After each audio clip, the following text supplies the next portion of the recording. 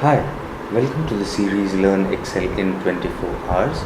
In this video, we'll understand how to use the if function and the nested if function with a few complexities in. For the reference file, we use the SBin master data file. So we have the regular columns date, open, high, low, close. We'll add one column F where we'll take change, and how we will identify change is we go to cell F3 and say it is equal to E3 minus E2. So for the first row we won't have anything in change. Second row onwards we want to know the close price on a particular day. How does it compare with the close price on the previous day? So we just do the drag and drop everywhere. The next part of our exercise is we want to figure out whether the change is positive or negative. So in column G, we just put the data header as nature. Then we come to the column G3 and say equal to if F3 greater than 0, mark it as positive, otherwise mark it as negative. The if function basically has three parameters. The first parameter is the condition that we want to check. The condition in this case is F3 greater than 0. The second part or the second parameter is what is the value that should be thrown up if the condition is true.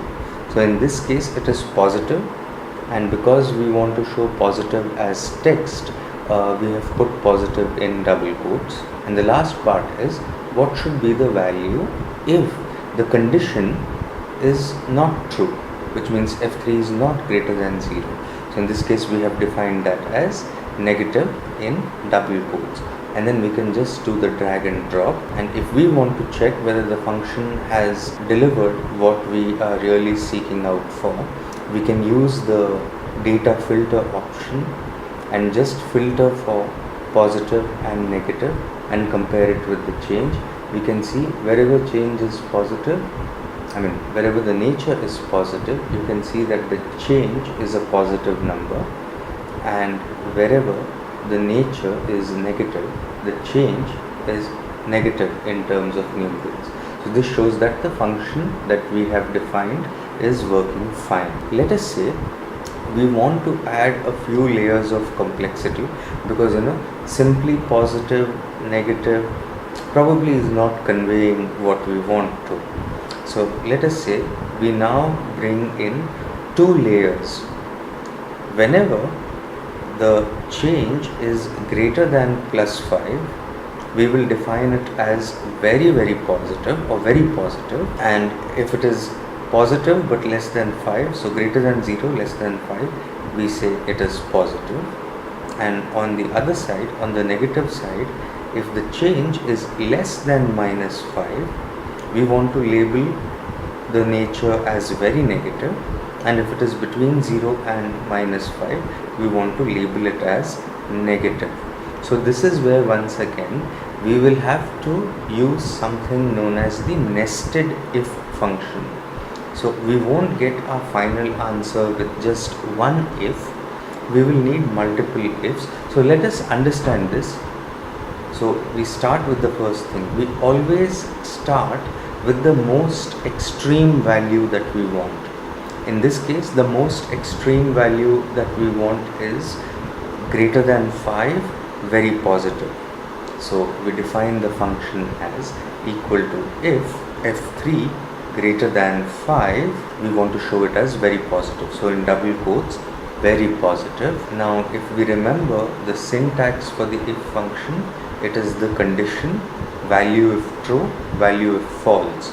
In this case, we've put in the condition F3 greater than 5, and we've put the value if true, very positive. Now instead of giving a value if false, we bring in the second if function. So if F3 is not greater than 5, the next check that we want to do is it positive, is it greater than 0? So we say equal if F3 greater than 0, then label it as positive. So what we are doing is, starting from one extreme case, we are moving to the other extreme case with the conditions in between. So the syntax that we follow is, we start with an if, we put the first condition for the extreme value and specify very positive. In this case the condition was f3 greater than 5 and very positive in terms of value if true. And then for value if false, we introduce the next if function. So here we say if f3 greater than 0, label it as positive. Again for value if negative, we bring in our next if condition. If f3 less than -5, label it as very negative, and the last if function we'll have is equal to if f3 less than 0 negative, comma. Now we will fill in the value if this condition is also false. And the next part is, because we've had multiple if functions, we need to start closing the brackets so that everything works fine, and hit enter, and now you can do the drag and drop. It seems very complicated to begin with, but just understand the logical flow and you'll realize that it is basically going to check each condition from left to right whenever we are using the if function. So if the first condition is true, you get whatever is the value. If that is false, because you have multiple possibilities, you put the next if function, value if true, and if value is false, you put the next if function, so on and so forth. So you could have multiple ifs within that. The only thing one has to take care about is the syntax. The overall syntax remains the same.